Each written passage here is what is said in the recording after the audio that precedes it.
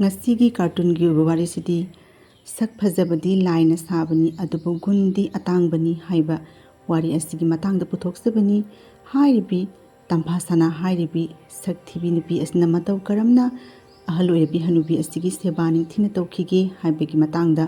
ꯋꯥꯔꯤ ꯑꯁꯤ ꯃꯄꯨꯡ ꯐꯥꯅ ꯑꯩꯈꯣꯏ ꯃꯌꯥꯝ ꯑꯃꯨꯛ ꯌꯦꯡꯃꯤꯟꯅꯔꯁꯤ꯫ ꯑꯍꯜ ꯑꯣꯏꯔꯕꯤ ꯍꯅꯨꯕꯤ ꯑꯁꯤ ꯃꯁꯥ ꯀꯟꯅ ꯉꯝꯗꯗꯨꯅ ꯐꯝꯗ ꯇꯥꯗꯨꯅ ꯅꯥꯗꯨꯅ ꯂꯩꯔꯝꯃꯤ꯫ ꯃꯆꯥꯅꯤꯄꯥ ꯑꯗꯨ ꯑꯣꯐꯤꯁ ꯆꯠꯂꯨꯔꯕꯒꯤ ꯇꯨꯡꯗ ꯃꯌꯨꯝꯗ ꯍꯜꯂꯛꯂꯝꯃꯤ ꯑꯗꯨꯒ ꯃꯃꯥꯒꯤ ꯃꯅꯥꯛꯇ ꯂꯥꯛꯇꯨꯅ ꯑꯁꯨꯝꯅ ꯃꯃꯥꯗ ꯍꯥꯏꯔꯝꯃꯤ꯫ "ꯏꯃꯥ, ꯇꯥꯔꯤꯕ꯭ꯔꯣ ꯏꯃꯥ? ꯍꯧꯒꯠꯂꯣ ꯍꯥꯏꯕꯅꯤ꯫ ꯍꯤꯗꯥꯛ ꯂꯥꯡꯊꯛꯀꯗꯤ ꯆꯥꯔꯕ꯭ꯔꯣ? ꯀꯔꯤꯅꯣ ꯆꯥꯛ ꯑꯃꯠꯇ ꯆꯥꯗ꯭ꯔꯤꯕꯅꯤꯅ ꯇꯧꯔꯤꯁꯤꯕꯣ? ꯍꯤꯗꯥꯛ ꯑꯃꯠꯇ ꯆꯥꯗꯕ꯭ꯔꯥ ꯀꯩꯅꯣ? ꯏꯇꯩꯃꯅ ꯄꯤꯖꯔꯝꯗ꯭ꯔꯕ꯭ꯔꯣ? ꯇꯥꯆꯧꯅꯒ ꯑꯃꯠꯇ ꯍꯟꯅ ꯌꯦꯡꯗ꯭ꯔꯕ꯭ꯔꯣ ꯇꯧꯔꯤꯁꯤꯕꯣ? ꯑꯩꯅ ꯉꯁꯥꯏꯅ ꯆꯠꯇ꯭ꯔꯤꯉꯩꯗ ꯏꯃꯥꯗ ꯍꯤꯗꯥꯛꯇꯣ ꯈꯔ ꯄꯤꯖꯔꯝꯃꯣ꯫ ꯍꯤꯗꯥꯛꯀꯗꯤ ꯑꯃꯠꯇ ꯆꯥꯗ꯭ꯔꯤꯗ ꯅꯪꯅ ꯉꯁꯥꯏ ꯆꯠꯇ꯭ꯔꯤꯉꯩꯗ ꯄꯤꯖꯔꯝꯕꯗꯣ ꯑꯗꯨꯗꯒꯤ ꯑꯇꯩ ꯍꯤꯗꯥꯛꯇꯤ ꯆꯥꯗ꯭ꯔꯤꯅꯤꯍꯦ꯫ ꯅꯇꯩꯃꯗꯨꯁꯨ ꯑꯩꯅ ꯐꯅ ꯀꯟꯅ ꯀꯧꯕꯅꯤ ꯇꯥꯗꯦ, ꯀꯔꯤ ꯇꯧꯔꯤꯕꯅꯣ ꯈꯪꯗꯦ꯫ ꯆꯥꯛꯁꯨ ꯂꯥꯝꯕꯅ ꯂꯣꯏꯔꯦ꯫ ꯅꯪꯅꯅꯦ ꯍꯜꯂꯛꯂꯕꯅꯤꯅ ꯏꯃꯥꯗ ꯆꯥꯛ ꯆꯈꯣ ꯑꯃꯇꯪ ꯄꯤꯖꯧꯍꯦ꯫ ꯆꯥꯛ ꯌꯥꯝ ꯂꯥꯝꯃꯦꯕꯣ." "ꯀꯩꯅꯣ ꯍꯥꯏꯁꯤꯕꯣ? ꯉꯁꯥꯏ ꯑꯩ ꯆꯠꯈꯤꯉꯩꯗꯒꯤ ꯆꯥꯕꯗꯣ ꯀꯔꯤꯝꯇ ꯆꯥꯗ꯭ꯔꯤꯕꯣ ꯏꯃꯥ? ꯀꯔꯤꯅꯣ ꯏꯃꯥꯅ ꯑꯁꯨꯝꯅ ꯅꯥꯗꯨꯅ ꯂꯩꯔꯒ ꯇꯥꯆꯧ ꯑꯃꯗꯤ ꯏꯇꯩꯃꯅ ꯀꯔꯤ ꯇꯧꯅ ꯂꯩꯔꯤꯅꯣ? ꯌꯨꯝꯗ ꯊꯕꯛꯁꯨ ꯂꯩꯇꯕ ꯃꯣꯏꯅ ꯏꯃꯥꯗꯨꯇꯪ ꯑꯅꯥꯕꯁꯤꯗꯪ ꯃꯇꯝ ꯆꯥꯅ ꯌꯦꯡꯕꯤꯌꯣꯅ ꯍꯥꯏꯕꯗ ꯀꯔꯤꯒꯤꯅꯣ ꯃꯣꯏꯅ ꯍꯟꯅ ꯌꯦꯡꯗ꯭ꯔꯤꯁꯤꯕꯣ? ꯉꯁꯤꯗꯤ ꯈꯪꯒꯅꯤ, ꯇꯥꯆꯧꯒ ꯏꯇꯩꯃꯒ ꯉꯁꯤꯗꯤ ꯈꯪꯒꯅꯦꯕ꯫ ꯌꯨꯝ ꯑꯁꯤꯗ ꯃꯈꯣꯏ ꯑꯅꯤ ꯂꯩꯌꯦꯅ ꯑꯩꯅ ꯑꯣꯐꯤꯁꯀꯤ ꯊꯕꯛꯇ ꯑꯣꯟꯁꯤꯟꯗꯨꯅ ꯂꯩꯔꯦ꯫ ꯌꯨꯝꯗ ꯊꯕꯛꯁꯨ ꯀꯔꯤꯝ ꯁꯨꯅꯤꯡꯉꯥꯏ ꯂꯩꯇꯕꯗ ꯀꯔꯤ ꯇꯧꯅ ꯂꯩꯔꯤꯅꯣ? ꯈꯪꯒꯅꯤ ꯉꯁꯤꯗꯤ꯫ ꯏꯇꯩꯃꯧ, ꯇꯥꯆꯧ, ꯑꯝꯇꯪ ꯊꯣꯛꯄꯤꯔꯛꯑꯣ꯫ ꯀꯔꯤ ꯇꯧꯅ ꯂꯩꯔꯤꯒꯦ ꯑꯝꯇꯪ ꯊꯣꯛꯄꯤꯔꯛꯎꯅꯦ꯫ ꯃꯄꯥꯟꯗ ꯑꯝꯇꯪ ꯊꯣꯛꯄꯤꯔꯛꯑꯣ, ꯇꯥꯔꯤꯕ꯭ꯔꯣ? ꯑꯁ, ꯃꯁꯤ ꯑꯉꯥꯡꯁꯦ ꯑꯃꯨꯛ ꯀꯧꯔꯦꯁꯦ꯫ ꯉꯥꯏꯍꯥꯛꯇꯪ ꯋꯥꯔꯤ ꯁꯥꯟꯅꯕꯁꯤꯒꯅꯤ ꯀꯣꯏꯀꯧ ꯍꯦꯛ ꯀꯧꯔꯗꯅ ꯀꯔꯤ ꯑꯃꯨꯛ ꯇꯧꯔꯅꯣ ꯈꯪꯗꯦ꯫ ꯑꯩꯁꯦ ꯌꯨꯝ ꯑꯁꯤꯒꯤ ꯃꯤꯅꯥꯏ ꯅꯨꯄꯤꯅꯤ ꯀꯥꯏꯅ ꯈꯜꯂꯨꯔꯕ꯭ꯔꯥ ꯀꯩꯅꯣ? ꯀꯩꯗꯧꯔꯒꯦ ꯏꯕꯨꯡꯍꯜ? ꯑꯗꯨ ꯀꯟꯅ ꯀꯧꯔꯤꯗꯣ ꯀꯔꯤꯒꯤꯅꯣ? ꯋꯥꯔꯤ ꯑꯃ ꯁꯥꯟꯅꯔꯝꯕꯅꯤ, ꯀꯩ ꯂꯩꯔꯒꯦ? "ꯀꯩꯅꯣ ꯀꯩ ꯂꯩꯔꯒꯦꯕꯨ ꯏꯇꯩꯃ? ꯏꯇꯩꯃꯒ ꯇꯥꯆꯧꯒꯗ ꯑꯩꯅ ꯏꯃꯥꯁꯦ ꯈꯔ ꯃꯇꯝ ꯆꯥꯅ ꯍꯤꯗꯥꯛ ꯄꯤꯖꯗꯅ ꯌꯦꯡꯉꯝꯃꯣꯏꯅ ꯍꯥꯏꯔꯒ ꯍꯧꯖꯤꯛ ꯐꯥꯎꯕ ꯍꯤꯗꯥꯛ ꯆꯥꯗꯦ ꯍꯥꯏꯌꯦ꯫ ꯀꯔꯤꯝꯇ ꯆꯥꯗ꯭ꯔꯦ ꯉꯁꯥꯏ ꯑꯌꯨꯛ ꯆꯥꯕꯗꯩ꯫ ꯀꯩꯅꯣ ꯏꯃꯥ ꯑꯅꯥꯕꯁꯤꯕꯨ ꯍꯟꯅ ꯑꯝꯇ ꯌꯦꯡꯗ꯭ꯔꯤꯁꯤꯕꯨ? ꯑꯩꯅ ꯁꯣꯝꯗ ꯑꯣꯐꯤꯁꯀꯤꯅꯦ ꯊꯕꯛ ꯍꯣꯠꯅꯅ ꯂꯩꯔꯦ꯫ ꯏꯇꯩꯃꯒ ꯇꯥꯆꯧꯒꯗ ꯏꯃꯥꯁꯦ ꯁꯤꯟꯅꯔꯒ ꯀꯔꯤꯅꯣ ꯍꯟꯅ ꯑꯝꯇ ꯌꯦꯡꯗ꯭ꯔꯤꯁꯤꯕꯨ? ꯁꯤꯔꯕꯁꯨ ꯈꯪꯉꯔꯣꯏꯅꯦ." "ꯑꯦꯍꯦ, ꯉꯥꯈꯣꯅꯦ ꯏꯕꯨꯡꯍꯜ, ꯇꯞꯅ ꯇꯞꯅ ꯉꯥꯡꯅꯧꯅꯦ ꯅꯪꯕꯨ꯫ ꯃꯁꯤ ꯑꯉꯥꯡꯁꯤ ꯃꯅꯤ ꯄꯥꯍꯦ ꯄꯥꯈꯠꯅ ꯋꯥ ꯉꯥꯡꯕꯗꯅꯦ ꯈꯟꯅꯕꯗꯧꯅ ꯍꯦꯛ ꯉꯥꯡꯉꯗꯅ ꯇꯞꯅ ꯇꯞꯅ ꯉꯥꯡꯅꯧꯅꯦ ꯅꯪꯕꯨ꯫ ꯀꯩ ꯍꯥꯏꯕ? ꯍꯟꯅ ꯇꯨꯅ ꯌꯦꯡꯗꯦ ꯀꯥꯏꯅ? ꯅꯪ ꯇꯥꯆꯧꯒ ꯑꯩꯒꯁꯦ ꯌꯨꯝ ꯑꯁꯤꯒ ꯊꯝꯕ ꯃꯤꯅꯥꯏꯅꯦꯅ ꯈꯜꯂꯨꯔꯕ꯭ꯔꯣ? ꯏꯃꯥꯒꯤ ꯑꯅꯥꯕ ꯌꯦꯡꯕ ꯊꯝꯅꯕꯒꯤꯗꯃꯛꯇ ꯃꯤꯅꯥꯏꯅꯦꯅ ꯈꯜꯂꯨꯔꯕ꯭ꯔோ? ꯑꯩꯈꯣꯏꯕꯨ ꯆꯥ ꯊꯛ ꯐꯪꯗꯕ, ꯅꯣꯡꯃꯒꯤ ꯆꯥꯛ ꯆꯔꯥ ꯑꯃ ꯄꯤꯖꯔꯒ ꯊꯝꯕ ꯑꯗꯨꯒꯨꯝꯕ ꯃꯤꯅꯥꯏꯅꯦꯅ ꯈꯜꯂꯤꯕ꯭ꯔꯣ ꯅꯪꯅ ꯋꯥꯉꯥꯡ ꯁꯉꯥꯡꯗꯨꯕꯣ? ꯊꯛꯁꯤ ꯈꯥꯁꯤ ꯌꯥꯎꯗꯕ ꯃꯈꯩ ꯏꯇꯩꯃꯗ ꯀꯔꯤ ꯉꯥꯡꯒꯅꯤ ꯈꯪꯗꯦ꯫ ꯑꯗꯨꯗꯤ ꯏꯇꯩꯃꯒꯤ ꯃꯇꯧꯅꯅꯤ꯫ ꯏꯃꯥ ꯑꯅꯥꯕ ꯑꯃ ꯂꯩꯔꯤꯕꯁꯦ ꯀꯔꯤꯒꯤꯅꯣ ꯍꯟꯅ ꯌꯦꯡꯗ꯭ꯔꯤꯁꯤꯕꯣ? ꯏꯃꯥꯁꯦ ꯍꯤꯗꯥꯛ ꯄꯤꯖꯗ꯭ꯔꯤ, ꯀꯔꯤꯝꯇ ꯆꯥꯗ꯭ꯔꯤ ꯑꯌꯨꯛꯇ ꯑꯩꯅ ꯄꯤꯖꯔꯝꯕꯗꯒꯤ꯫ ꯏꯇꯩꯃ ꯇꯥꯆꯧ ꯂꯩꯌꯦꯅ ꯑꯩꯅ ꯑꯁꯣꯝꯗ ꯑꯣꯐꯤꯁꯀꯤ ꯊꯕꯛ ꯍꯣꯠꯅꯅ ꯂꯩꯔꯦ꯫ ꯏꯃꯥꯁꯦ ꯍꯤꯗꯥꯛ ꯃꯇꯝ ꯆꯥꯅ ꯄꯤꯖꯗ꯭ꯔꯕꯗꯤ ꯗꯣꯛꯇꯔꯅ ꯐꯕ ꯉꯝꯃꯣꯏꯅ ꯍꯥꯏꯔꯤꯕ ꯅꯠꯇ꯭ꯔꯣ? ꯏꯃꯥꯅ ꯑꯁꯨꯝꯅ ꯐꯝꯗ ꯇꯥꯗꯨꯅ ꯂꯩꯕꯁꯦ ꯇꯥꯆꯧꯒ ꯏꯇꯩꯃꯒꯗꯤ ꯅꯨꯡꯉꯥꯏꯕ꯭ꯔꯥꯕ? ꯃꯤ ꯈ꯭ꯋꯥꯏꯗꯧꯅ ꯆꯠꯊꯣꯛ ꯆꯠꯁꯤꯟ ꯉꯝꯗꯅ ꯂꯩꯔꯤꯕꯁꯦ ꯅꯨꯡꯉꯥꯏꯕ꯭ꯔꯣ? ꯑꯗꯨꯒꯤꯗꯃꯛꯇ ꯑꯩꯅ ꯃꯇꯝ ꯆꯥꯅ ꯍꯤꯗꯥꯛꯇꯣ ꯄꯤꯖꯅꯕꯒꯤꯗꯃꯛꯇ ꯇꯥꯆꯧꯗꯁꯨ ꯀꯌꯥꯔꯛ ꯍꯟꯅ ꯍꯥꯏꯔꯤꯕꯅꯤ, ꯏꯇꯩꯃꯗꯁꯨ꯫ ꯀꯩꯅꯣ ꯀꯔꯤꯗ ꯍꯟꯅ ꯌꯦꯡꯗꯦꯕ ꯑꯩꯈꯣꯏꯅ? ꯑꯩꯈꯣꯏꯕꯨ ꯊꯕꯛ ꯑꯇꯩ ꯂꯩꯇ꯭ꯔꯕ꯭ꯔꯣ? ꯅꯪꯒꯤ ꯅꯃꯥ ꯑꯅꯥꯕꯁꯦ ꯌꯦꯡꯅꯕꯒꯤꯗꯃꯛꯇ ꯌꯨꯝ ꯑꯁꯤꯗ ꯂꯩꯕ ꯅꯠꯇꯦ꯫ ꯑꯩꯗꯤ ꯅꯍꯥꯟꯅꯅꯦ ꯃꯣꯏ ꯇꯥꯆꯧꯗ ꯆꯠꯈ꯭ꯔꯁꯤ ꯑꯩꯒꯤ ꯌꯨꯝꯗ ꯍꯥꯏꯅ ꯍꯥꯏꯔꯤꯕꯅꯤ꯫ ꯌꯨꯝ ꯑꯁꯤꯗ ꯃꯤꯒꯤ ꯃꯤꯅꯥꯏꯗꯧꯅ ꯃꯤꯒꯤ ꯁꯦꯕꯥ ꯇꯧꯗꯣꯏ ꯁꯔꯨꯛꯄꯨꯗꯤꯅꯦ ꯌꯨꯝꯗ ꯅꯨꯡꯉꯥꯏꯅ ꯂꯩꯔꯨꯔꯁꯦꯅ ꯍꯥꯏꯔꯤꯕꯅꯤ꯫ ꯑꯩꯒꯤ ꯏꯃꯥ ꯕꯕꯥꯅꯁꯨꯅꯦ ꯂꯝ ꯃꯌꯥꯝ ꯑꯃꯅꯤ ꯄꯤꯔꯤꯕ, ꯃꯥꯅꯅꯤ ꯌꯥꯕ ꯀꯧꯕ ꯂꯩꯇꯦ꯫ ꯍꯧꯖꯤꯛꯇꯤ ꯀꯩ ꯊꯣꯛꯑꯦ? ꯉꯥꯏꯍꯥꯛ ꯂꯩꯔꯕꯒꯤ ꯇꯨꯡꯗ ꯃꯌꯥꯝꯕ ꯑꯗꯣ ꯃꯈꯣꯏ ꯈꯟꯅꯕ ꯇꯥꯕ ꯑꯗꯨꯒ ꯔꯨꯝ ꯑꯗꯨꯗ ꯆꯪꯂꯛꯂꯝꯃꯤ꯫ "ꯌꯦꯡꯉꯨ ꯑꯩꯅ ꯍꯥꯏꯔꯤꯕꯁꯤ, ꯑꯩꯅ ꯅꯍꯥꯟꯗꯩ ꯅꯉꯣꯟꯗ ꯍꯥꯏꯗ꯭ꯔꯣ? ꯑꯩꯈꯣꯏꯒꯤ ꯌꯨꯝꯗ ꯆꯠꯈ꯭ꯔꯁꯤ, ꯌꯨꯝ ꯑꯁꯤꯗ ꯃꯤꯅꯥꯏꯗꯧꯅ ꯂꯩꯗꯣꯏ ꯁꯔꯨꯛꯄꯨꯗꯤ ꯑꯩꯈꯣꯏ ꯑꯅꯤꯁꯦ ꯌꯨꯝ ꯑꯁꯤꯗ ꯆꯥꯛ ꯆꯔꯥ ꯑꯃ ꯄꯤꯖꯔꯤꯕꯁꯦ ꯑꯇꯩ ꯀꯔꯤꯝꯒꯤ ꯅꯠꯇꯦ, ꯅꯪꯒꯤ ꯅꯃꯥ ꯄꯣꯛꯇꯕꯤꯁꯦ ꯑꯅꯥꯕꯤꯁꯦ ꯁꯦꯕꯥ ꯇꯧꯕꯒꯤꯗꯃꯛꯇꯅꯤ ꯍꯥꯏꯕꯁꯦ ꯉꯁꯤ ꯃꯆꯤꯟ ꯊꯣꯛꯅ ꯏꯕꯨꯡꯍꯜꯅ ꯍꯥꯏꯔꯦꯗꯅꯁꯦ." "ꯍꯩ ꯏꯕꯨꯡꯍꯜ, ꯀꯔꯤꯒꯤꯅꯣ ꯅꯪꯅ ꯅꯇꯩꯃꯗ ꯑꯗꯨꯝꯅ ꯉꯥꯡꯉꯤꯕꯗꯤ? ꯅꯇꯩꯃꯁꯦ ꯅꯪꯅ ꯌꯨꯝ ꯑꯁꯤꯒꯤ ꯃꯤꯅꯥꯏꯅꯦꯅ ꯈꯜꯂꯨꯔꯕ꯭ꯔꯣ? ꯀꯔꯤꯅꯣ ꯅꯪꯅ ꯊꯛꯁꯤ ꯈꯥꯁꯤ ナꯏꯗꯅ ꯉꯥꯡꯉꯤꯕ ꯃꯌꯥꯝꯗꯣ? ꯅꯇꯩꯃꯁꯦ ꯀꯞꯍꯜꯂꯤꯕ ꯀꯔꯤꯒꯤꯅꯣ? ꯅꯪ ꯃꯤ ꯎꯁꯤꯠꯇꯤꯕ꯭ꯔꯣ? ꯑꯩꯁꯦ ꯀꯅꯥꯅꯦꯅ ꯈꯟꯒꯦ? ꯀꯅꯥꯅꯦꯅ ꯈꯟꯒꯦ? ꯍꯩ ꯅꯥꯈꯣꯅꯤꯍꯦ ꯁꯅꯥꯖꯥꯎ, ꯅꯪꯅꯁꯨ ꯀꯩꯅꯣ ꯆꯣꯡꯁꯤꯟꯅ ꯉꯥꯡꯉꯤꯗꯨꯕꯣ ꯀꯔꯤꯝꯇ ꯈꯪꯗꯕ ꯃꯈꯩ." ꯏꯕꯨꯡꯍꯟꯁꯤꯅ ꯁꯥꯎꯅ ꯈꯔ ꯉꯥꯡꯉꯦ꯫ ꯀꯔꯤꯅꯣ ꯍꯥꯏꯅ ꯈꯟꯊꯕꯗꯤ ꯂꯥꯏꯅ, ꯀꯔꯤꯅꯣ ꯇꯧꯔꯤꯁꯤꯕꯣ? ꯀꯔꯤꯁꯨ ꯂꯩꯇꯕ ꯋꯥꯐꯝ ꯑꯁꯤꯒ ꯅꯈꯣꯏ ꯑꯍꯨꯝ, ꯑꯁ ꯏꯃꯥꯅꯦ ꯀꯣꯛꯀ ꯆꯤꯛꯑꯦꯗꯀꯣ꯫ ꯏꯃꯥꯗꯤ ꯇꯨꯃꯤꯟꯅ ꯑꯗꯨꯝ ꯂꯩꯔꯨꯗ, ꯏꯕꯨꯡꯍꯜꯅ ꯇꯧꯔꯤꯉꯩ ꯑꯗꯨꯝ ꯌꯥ ꯂꯩꯔꯕꯅꯤ꯫ ꯑꯩꯗꯤ ꯄꯣꯛꯇꯕꯅꯤꯗꯅ, ꯏꯃꯥ ꯑꯇꯣꯝꯕꯤꯅ ꯄꯣꯛꯄꯅꯤꯅ ꯏꯃꯥ ꯍꯜꯅꯗꯤ ꯀꯗꯥꯏꯗꯒꯤ ꯑꯩꯉꯣꯟꯗ ꯊꯧꯑꯣꯏꯅꯤ ꯍꯥꯏꯒꯦ ꯑꯩ ꯂꯣꯏ ꯈꯪꯉꯤ ꯏꯕꯨꯡ ꯍꯟꯅ ꯊꯕꯛ ꯇꯧꯕꯅꯤ ꯑꯩꯅ ꯊꯕꯛ ꯇꯧꯗꯕꯅꯤ ꯑꯆꯧ ꯃꯆꯥ ꯍꯥꯏꯕꯗꯤ ꯑꯗꯨꯝ ꯈꯥꯏꯕꯅꯤ ꯃꯃꯥ ꯄꯣꯛꯇꯕꯅꯤꯅ ꯍꯩ ꯁꯅꯥꯖꯥꯎ ꯉꯁꯤ ꯌꯧꯕ ꯏꯃꯥꯅ ꯅꯪꯉꯣꯟꯗ ꯄꯣꯛꯇꯕꯅꯤ ꯑꯄꯣꯛꯄꯤꯅꯤ ꯍꯥꯏꯅ ꯑꯩ ꯉꯁꯤ ꯌꯧꯕ ꯅꯪꯉꯣꯟꯗ ꯈꯥꯏꯗꯦꯀꯣ ꯄꯤꯛꯂꯤꯉꯩꯗꯒꯤ ꯅꯪꯕꯨ ꯑꯩꯅ ꯍꯦꯛ ꯄꯣꯛꯆꯕ ꯏꯆꯥꯅꯦꯅ ꯈꯟꯗꯨꯅ ꯂꯥꯛꯂꯤꯕꯅꯤ ꯀꯔꯤꯅꯣ ꯅꯪꯅ ꯉꯁꯤ ꯉꯥꯡꯉꯤꯕ ꯋꯥꯍꯩꯁꯦ ꯑꯁ ꯆꯤꯟ ꯑꯃ ꯄꯥꯜꯂꯦ ꯄꯉꯥꯡ ꯉꯥꯡꯉ ꯌꯥꯄꯣꯠꯇꯦꯗ ꯏꯃꯥ ꯄꯨꯛꯅꯤꯡꯗꯣ ꯅꯨꯡꯁꯤꯕꯩ ꯃꯊꯧ ꯇꯥꯏꯌꯦ ꯑꯩ ꯂꯣꯏ ꯈꯪꯉꯦ ꯏꯃꯥꯒꯤꯗꯣ ꯂꯣꯏ ꯇꯧꯁꯟꯅꯕ ꯉꯥꯛꯇꯅꯤ ꯀꯥꯟꯅꯕ ꯈꯔꯒꯤꯗꯃꯛꯇ ꯑꯩ ꯂꯣꯏ ꯈꯪꯉꯤꯕꯅꯤꯅꯦ ꯇꯥꯆꯧ ꯆꯨꯝꯅ ꯋꯥꯒꯤ ꯋꯥ ꯉꯥꯡꯀꯣ ꯏꯃꯥꯒꯤ ꯃꯊꯛꯇ ꯑꯗꯨꯒꯨꯝꯕ ꯑꯣꯏꯗꯕ ꯁꯦꯔꯥꯟꯅꯕ ꯋꯥ ꯉꯥꯡꯒꯅꯣ ꯉꯥꯡꯅꯤꯡꯉꯕꯁꯨ ꯑꯩꯒꯤ ꯉꯥꯡꯉꯨ ꯐꯦꯁ ꯇꯨ ꯐꯦꯁ ꯀꯩꯒꯤ ꯏꯃꯥꯗ ꯑꯣꯟꯁꯟꯗꯅ ꯑꯗꯨꯒꯨꯝꯕ ꯑꯣꯏꯗ ꯄꯥꯗꯕꯗꯣ ꯉꯥꯡꯉꯤꯕꯅꯣ ꯇꯥꯆꯧꯅ ꯏꯃꯥꯗ ꯏꯃꯥꯅꯦ ꯈꯟꯗꯅꯕꯨ ꯅꯠꯇ꯭ꯔꯣ ꯉꯁꯤ ꯏꯃꯥꯗ ꯍꯟꯅ ꯇꯨꯅ ꯌꯦꯡꯗ꯭ꯔꯤꯕꯁꯦ ꯀꯔꯤ ꯍꯟꯅ ꯌꯦꯡꯗꯕ ꯌꯨꯝ ꯑꯁꯤꯗ ꯀꯔꯤꯒꯤꯗꯃꯛꯇ ꯑꯩ ꯏꯃꯥꯒꯤ ꯑꯅꯥꯕ ꯌꯦꯡꯅꯕꯒꯤꯗꯃꯛꯇ ꯂꯩꯕ ꯃꯥꯜꯂꯨꯕ꯭ꯔꯣ ꯑꯗꯨ ꯑꯣꯏꯔꯕꯗꯤ ꯏꯇꯩꯃꯒꯤ ꯌꯨꯝꯗ ꯌꯥꯎꯅ ꯏꯟꯅ ꯂꯩꯔꯨꯔꯣ ꯆꯠꯂꯣ ꯏꯇꯩꯃꯒꯤ ꯌꯨꯝꯗ ꯅꯤꯡꯊꯧ ꯀꯣꯅꯨꯡ ꯅꯨꯡꯉꯥꯏꯕꯗꯨꯕꯨ ꯂꯩꯔꯨꯔꯣ ꯑꯩꯈꯣꯏꯒꯤ ꯂꯥꯏꯔꯕꯁꯦ ꯊꯥꯗꯣꯛꯄꯤꯔꯣ ꯌꯨꯝꯗꯣ ꯆꯠꯂꯣ ꯃꯤꯔꯦꯝ ꯊꯥꯛꯇ ꯆꯠꯄ ꯀꯥꯟꯅꯕꯗꯦ ꯏꯃꯥ ꯑꯅꯥꯕ ꯌꯦꯡꯕ ꯐꯥꯎ ꯀꯥꯟꯅꯗꯕꯅꯤꯗꯨꯗꯤ ꯌꯨꯝ ꯑꯁꯦ ꯊꯝꯃꯨꯅ ꯀꯥꯟꯅꯗꯤ ꯆꯠꯄꯤꯈ꯭ꯔꯣ ꯑꯁꯨꯝꯅ ꯃꯌꯥꯝꯕ ꯑꯃꯗꯤ ꯃꯇꯩꯃꯗꯣ ꯁꯥꯎꯔꯗꯨꯅ ꯃꯇꯩꯃ ꯑꯗꯨꯒꯤ ꯌꯨꯝ ꯑꯗꯨꯗ ꯂꯩꯔꯨꯅꯕꯒꯤꯗꯃꯛꯇ ꯃꯈꯣꯏ ꯑꯅꯤ ꯆꯠꯈꯤꯔꯝꯃꯤ ꯍꯥꯏ ꯁꯅꯥꯖꯥꯎ ꯅꯥꯈꯣꯟꯅꯤꯍꯦ ꯀꯔꯤꯅꯣ ꯇꯧꯔꯤꯕ ꯃꯇꯧ ꯑꯁꯤꯕꯣ ꯏꯃꯨꯡꯍꯜ ꯈꯥꯝꯃꯨꯅꯦ ꯑꯁ ꯈꯥꯝꯃꯨꯅꯦ ꯏꯃꯥ ꯀꯔꯤ ꯀꯥꯟꯅꯗꯕꯗ ꯌꯨꯝ ꯑꯁꯤꯗ ꯆꯥꯛ ꯇꯤꯡꯅꯕꯒꯤꯅꯤ ꯅꯣꯡꯉꯥ ꯅꯨꯃꯤꯠ ꯇꯥꯕ ꯊꯕꯛ ꯁꯨꯗꯕ ꯆꯠꯁꯅꯨ ꯃꯋꯥ ꯂꯧꯅꯨ ꯀꯔꯤꯒꯤꯅꯣ ꯏꯃꯥꯅ ꯑꯗꯨꯛ ꯌꯥꯝꯅ ꯈꯟꯖꯤꯜꯂꯤꯗꯨꯕꯣ ꯈꯜꯂꯨꯅꯨ ꯀꯩꯁꯨ ꯎꯁꯤꯠꯇꯕ ꯁꯥꯔꯗꯅ ꯏꯃꯥ ꯑꯅꯥꯐꯥꯎ ꯍꯟꯅ ꯐꯥꯎ ꯌꯦꯡꯅꯤꯡꯗꯕ ꯑꯗꯨꯕꯨ ꯃꯆꯥꯔꯣ ꯀꯔꯤ ꯇꯧꯔꯕ ꯌꯥꯅꯣꯅꯍꯦ ꯏꯕꯨꯡ ꯑꯍꯜꯁꯦ ꯑꯣꯟꯊꯣꯛꯅ ꯁꯥꯎꯅ ꯂꯥꯛꯈ꯭ꯔꯦꯗ ꯈꯟꯅ ꯆꯩꯅꯕ ꯊꯣꯛꯂꯕ꯭ꯔꯥ ꯃꯥꯃ ꯅꯣꯡꯁꯨ ꯈꯔ ꯄꯣꯂꯤ ꯇꯥꯔꯦ ꯑꯗꯣ ꯁꯤꯡ ꯑꯀꯪꯕ ꯃꯌꯥꯝꯗꯣ ꯂꯣꯏꯅ ꯈꯥꯏꯖꯤꯜꯂꯒ ꯃꯅꯤꯡꯗ ꯄꯩꯅ ꯊꯝꯅꯕꯒꯤ ꯍꯥꯏꯕꯗꯣ ꯑꯗꯨꯝꯇꯒ ꯇꯧꯕꯤꯔꯝꯃꯨ ꯃꯥꯃ ꯁꯣꯏꯕ ꯌꯥꯗꯦꯀꯣ ꯍꯣꯏꯗ ꯅꯣꯡꯁꯦ ꯀꯜꯂꯛꯇ꯭ꯔꯤꯉꯩꯗ ꯃꯥꯃꯅꯦ ꯁꯤꯡ ꯃꯌꯥꯝꯗꯣ ꯂꯣꯏꯅ ꯍꯣꯟꯖꯜꯂꯒ ꯅꯪꯅ ꯍꯥꯏꯕ ꯃꯐꯝꯗꯨꯒ ꯊꯝꯃꯝꯃꯒꯦ ꯑꯗꯣ ꯃꯥꯃ ꯉꯁꯤ ꯋꯥ ꯑꯝꯇꯪ ꯍꯥꯏꯒꯦꯅꯦ ꯌꯥꯔꯕꯗꯤꯅꯦ ꯅꯪ ꯁꯦꯟꯐꯝꯗꯣ ꯈꯔ ꯄꯤꯒꯦꯔꯅꯤ ꯏꯕꯦꯝꯃꯅꯅꯦ ꯏꯃꯨꯡ ꯃꯅꯨꯡꯒꯤ ꯄꯣꯠ ꯆꯩ ꯈꯔ ꯂꯩꯔꯧ ꯍꯥꯏ ꯋꯥꯠꯄꯨꯗꯤ ꯋꯥꯠꯂꯤ ꯑꯗꯣ ꯌꯥꯔꯒ ꯃꯥꯃꯗ ꯄꯩꯁꯥꯗꯣ ꯈꯔ ꯄꯤꯒꯦꯔꯣ ꯍꯣꯏꯗ ꯃꯥꯃ ꯑꯗꯨꯕꯨꯗꯤ ꯀꯩꯒꯤ ꯄꯤꯔꯣꯏꯗꯕꯅꯣ ꯃꯥꯃꯅ ꯁꯨꯛ ꯌꯥꯝꯅ ꯋꯥꯅ ꯊꯕꯛ ꯁꯨꯕꯤꯔꯒ ꯀꯔꯤꯒꯤ ꯄꯤꯔꯣꯏꯗꯕꯅꯣ ꯃꯥꯃ ꯍꯣꯏ ꯑꯩ ꯏꯃꯥꯗ ꯄꯩꯁꯥꯗꯣ ꯄꯤꯔꯝꯒꯦ ꯃꯥꯃ ꯑꯗꯨꯝ ꯂꯧꯁꯤꯟꯕꯤꯕ ꯌꯥꯅꯤ ꯊꯕꯛ ꯏꯪꯈꯥꯡꯗꯣ ꯂꯣꯏꯔꯒ ꯑꯩꯁꯨ ꯑꯣꯐꯤꯁꯀꯤ ꯊꯕꯛ ꯃꯌꯥꯝ ꯂꯩ ꯑꯃꯨꯛ ꯆꯠꯇꯣꯏꯅꯦ ꯑꯁ ꯉꯥꯏꯍꯥꯛꯄꯨ ꯆꯪꯕꯗꯦ ꯁꯣꯝꯗ ꯌꯨꯝꯒꯤ ঝামেলা ꯑꯃ ꯀꯣꯛꯀ ꯆꯤꯛꯏꯗ ꯍꯣꯏꯗ ꯀꯔꯤꯁꯨ ꯀꯥꯏꯗꯦꯗ ꯍꯣꯔꯦꯟ ꯏꯕꯦꯝꯃꯟꯗꯒꯤ ꯑꯩ ꯑꯗꯨꯝ ꯂꯧꯁꯤꯜꯂꯒꯦ ꯊꯕꯛ ꯃꯌꯥꯝꯁꯨ ꯂꯣꯏꯁꯤꯜꯂꯒ ꯅꯣꯡꯁꯤꯁꯨ ꯇꯥꯔꯛꯂꯕ ꯀꯩꯅꯣꯝ ꯇꯧꯔꯦ ꯐꯔꯦ ꯅꯪꯒꯤ ꯎ ꯑꯀꯪꯕ ꯃꯌꯥꯝꯗꯣ ꯃꯥꯃ ꯑꯃꯠꯇ ꯑꯣꯏꯅꯅꯦ ꯈꯥꯏꯔꯒ ꯐꯖꯅ ꯊꯨꯞꯂꯒ ꯃꯐꯝ ꯆꯥꯅ ꯅꯪꯅ ꯍꯥꯏꯕꯗꯣ ꯊꯝꯃꯒꯦꯀꯣ ꯐꯔꯦ ꯁꯣꯏꯔꯣꯏꯗ ꯃꯥꯃ ꯂꯩꯗ ꯑꯁꯤ ꯍꯥꯏꯔꯝꯂꯒ ꯏꯕꯨꯡ ꯑꯗꯣ ꯑꯣꯐꯤꯁꯇ ꯑꯃꯨꯛ ꯊꯕꯛ ꯈꯔ ꯁꯨꯅꯕꯒꯤꯗꯃꯛꯇ ꯑꯃꯨꯛ ꯆꯠꯈꯤꯔꯝꯃꯤ ꯀꯩꯅꯣ ꯄꯥꯕ ꯃꯄꯥꯟꯗ ꯐꯝꯗꯨꯅ ꯂꯩꯔꯤꯕꯗꯨꯕꯨ ꯉꯁꯤꯗꯤ ꯊꯕꯛ ꯆꯠꯂꯔꯣꯏꯗ꯭ꯔꯣ ꯑꯁ ꯀꯔꯤ ꯇꯧꯔꯒꯦ ꯃꯄꯥꯟꯗ ꯐꯝꯗꯨꯅ ꯂꯩꯔꯤꯗꯨꯕꯨ ꯊꯕꯛ ꯆꯠꯄ ꯊꯦꯡꯗ꯭ꯔꯤꯕꯣ ꯈꯪꯗꯦꯗ ꯉꯁꯤꯗꯤ ꯆꯠꯄ ꯉꯝꯃꯔꯣꯏꯗ꯭ꯔꯥ ꯀꯩꯅꯣ ꯉꯔꯥꯡ ꯊꯕꯛꯇꯣ ꯈꯔ ꯍꯦꯟꯅ ꯀꯔꯛ ꯇꯧꯅ ꯁꯨꯈ꯭ꯔꯦꯅꯦ ꯈ꯭ꯋꯥꯡꯁꯦ ꯅꯥꯕꯅ ꯍꯛꯆꯥꯡꯁꯨ ꯂꯣꯏꯅ ꯆꯤꯛꯄ ꯁꯥꯅ ꯂꯣꯏ ꯐꯨꯗꯣꯛꯑꯦ ꯇꯧꯔꯤꯁꯦ ꯉꯁꯤꯁꯦ ꯆꯠꯂꯔꯣꯏꯒꯦ ꯋꯥꯔꯦ ꯌꯥꯝꯅ ꯏꯁꯥꯁꯦ ꯑꯍꯜ ꯂꯣꯏꯁꯤꯜꯂꯛꯄꯅꯔ ꯀꯩꯅꯣ ꯈꯪꯗꯦ ꯑꯗꯨ ꯑꯣꯏꯔꯒꯗꯤ ꯄꯩꯁꯥꯗꯨꯁꯨ ꯑꯩꯅ ꯈꯔ ꯄꯣꯔꯛꯑꯣꯅ ꯍꯥꯏꯔꯦ ꯏꯃꯨꯡ ꯃꯅꯨꯡꯒꯤ ꯀꯔꯤꯝꯇ ꯄꯣꯠ ꯆꯩ ꯑꯃꯠꯇ ꯂꯩꯇꯦ ꯇꯧꯔꯤꯁꯦ ꯅꯪꯅ ꯆꯠꯇ꯭ꯔꯕꯗꯤ ꯀꯔꯝ ꯇꯧꯒꯅꯤ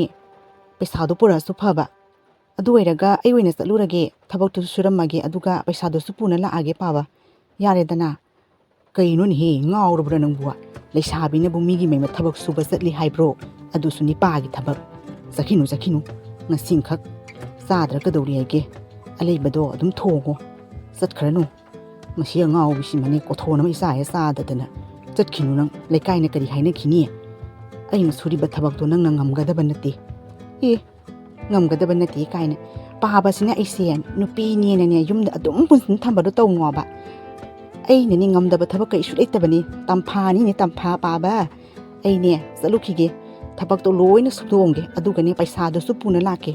ꯑꯗꯨꯒꯤꯗꯃꯛꯇꯅꯦ ꯄꯥꯕꯅ ꯀꯔꯤꯁꯨ ꯋꯥꯕꯤꯔꯨꯅꯨ ꯆꯠꯂꯣ ꯏꯃꯨꯡꯗ ꯆꯠꯂꯣ ꯅꯨꯡꯁꯥꯅ ꯁꯥꯕꯅꯦ ꯈ꯭ꯋꯥꯡ ꯅꯥꯏ ꯍꯥꯏꯕꯗꯣ ꯉꯥꯛꯇꯪ ꯍꯤꯞꯄꯨꯆꯣ ꯑꯩꯅꯦ ꯍꯤꯗꯥꯛ ꯈꯔ ꯀꯩꯅꯣ ꯁꯨ ꯈꯣꯠꯅ ꯄꯤꯔꯝꯒꯦ